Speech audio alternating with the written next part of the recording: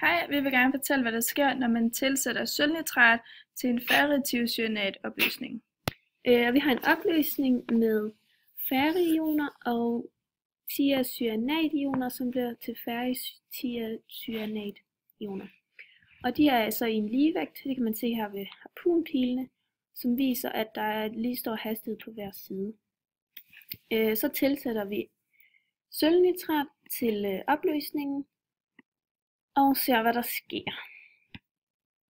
Vi kunne se fra et tidligere forsøg, at der sker en reaktion mellem sølv- og thiocyanat-ionerne. Det ved vi, da det er tungt opløseligt, og det danner bundfald.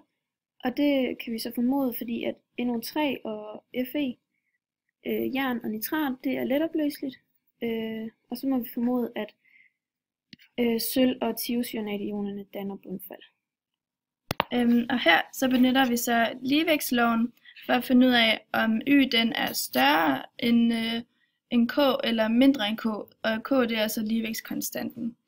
Og som i reaktionen før, der havde vi sølv, som går sammen med thiocyanat her, og det betyder så, at sølv den trækker thiocyanat'en ud af reaktionen, eller i hvert fald noget af det ud, sådan så at nævneren den bliver mindre.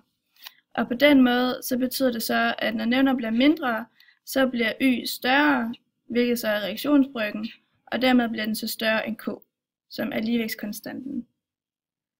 For at Y den så kan være lige med K igen, så skal den falde, og så skal der ligesom blive lavet flere rektanter. Og derfor så bliver ligevægten så forskudt med venstre, og vi kunne så se i vores forsøg, at den så blev gul, vores væske.